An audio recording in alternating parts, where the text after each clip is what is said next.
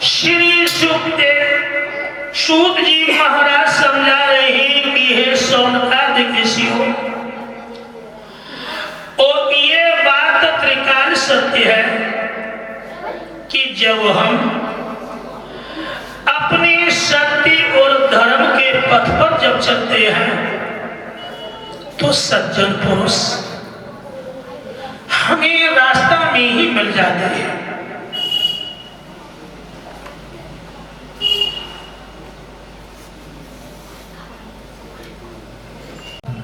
महाराज परीक्षित इधर बैठे हैं। संतों ने जब सुना तो एक एक करके संत लोग एकत्रित होने लगे हैं। अंत में सुखदेव जी महाराज ने जब पदार्पण किया है, सुखदेव जी महाराज को देख करके सभी संतगण उठ करके खड़े हो गए। सुखदेव जी महाराज का अभिवादन करने लगे। ओम नमो नमो निरंजनम, नमस्कार गुरुदेवता, वंदनम सर्व साधवा, प्रणाम पारावता। सबने उनको नमन किया। सुखदेव जी महाराज को आसन पर बिठाया गया है। सुखदेव जी महाराज कहने लगे ही कि राजन, अब आप हमें ये बताओ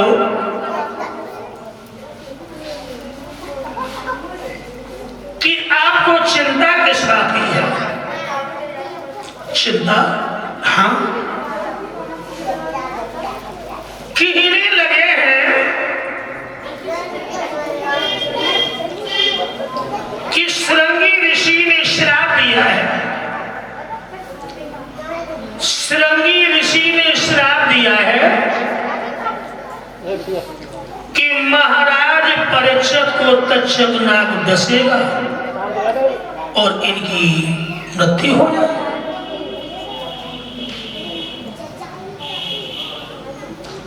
सुखदेव जी महाराज उठ करके खड़े हो गए और कहने लगे ही कि सबको तक्षक नाग परीक्षित को कभी डस नहीं पाएगा, क्योंकि आत्मा अजब और अमर है। शस्त्र कभी काट नहीं सकता है, अग्नि कभी जला नहीं सकती है, वायु कभी सुखा नहीं सकती है, और पानी कभी भिगो नहीं सकता। आत्मा न तो कभी मरती है और न कभी जन्म लेती है।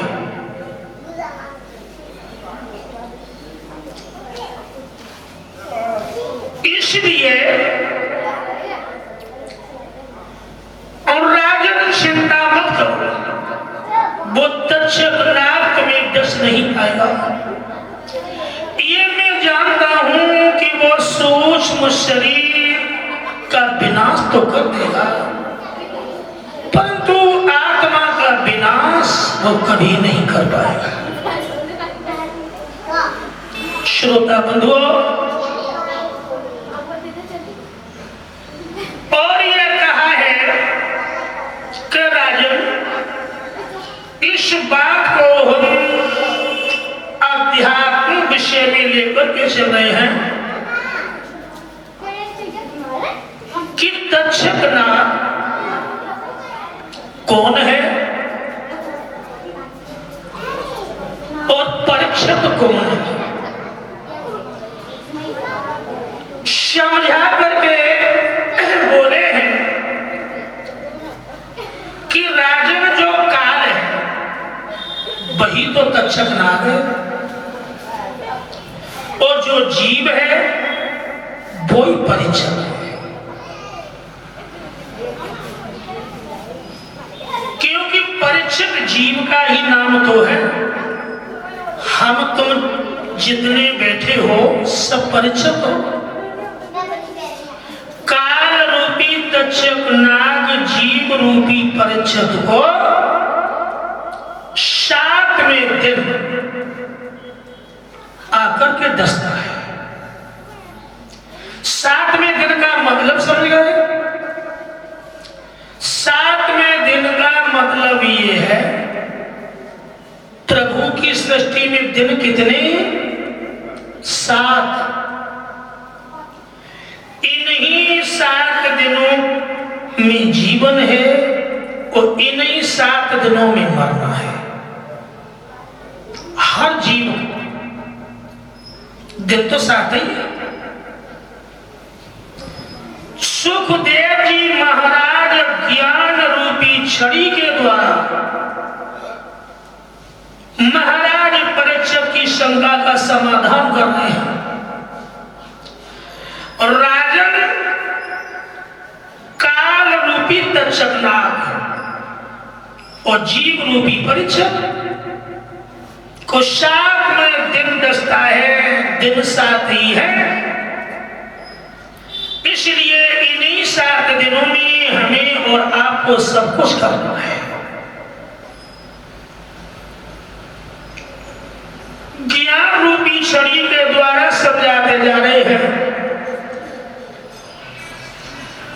और राजन मन वाणी कर्म से शुद्ध होकर के भगवान का ध्यान करो, बस इसी में आपका कल्याण है।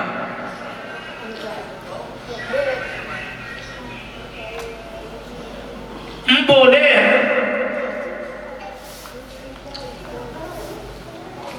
ये मन कभी एक जगह पर नहीं बैठता है।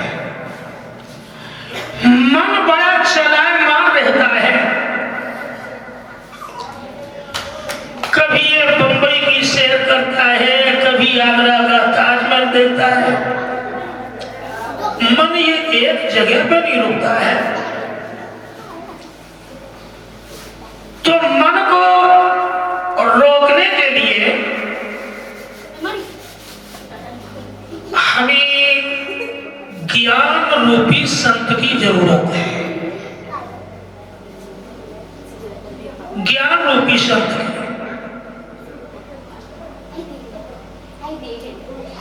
ज्ञान रूपी संत जब विवेक रूपी सोटा के द्वारा इसकी पिटाई करता है तो ये मन फिर अपने आपे में आ जाता है और एक जगह पे ये रुक जाता है।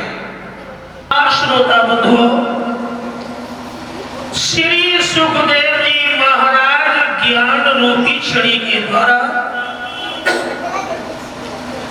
महाराज परीक्षित जी के अज्ञान को दूर करते जा रहे हैं। श्री सुखदेव जी परीक्षित को कथा सुना रहे थे। स्वर्ग से देवता लोग घड़ा में अमृत लेकर परीक्षित के पास आए और कहने लगे कि राजन, ये स्वर्ग से अमृत हम लेकर के आए, ये स्वर्ग का अमृत आप ले लो और उसके बदले में ये कथा अमृत आप हमें दे दो। परीक्षित कहने लगे ही कि देवताओं, हमें ये स्वर्ग का अमृत नहीं चाहिए, लेकिन ये कथा अमृत हम आपको नहीं देंगे, क्योंकि कथा अमृत स्वर्ग के अमृत से भी बढ़कर के है। श्री सुखदेव जी महाराज अज्ञान को दूर कर रहे हैं। कहने लगे, हे राजन, लोग कहते ही कि भगवान आते नहीं, परंतु द्रौपदी की तरह से हम उन्हें बुलाते नहीं। द्रौपदी जी का कैसा विशुद्ध प्रेम था कि भगवान के आने में बिल्कुल विलंब ही नहीं हुआ। तो सुखदेव जी महाराज परीक्षित को ये समझा रहे हैं कि राजन, ध्यान द्रौपदी जैसा होना चाहिए। जब द्रौपदी जी ने ध्यान किया था तो भगवान को देरी नहीं हुई थी,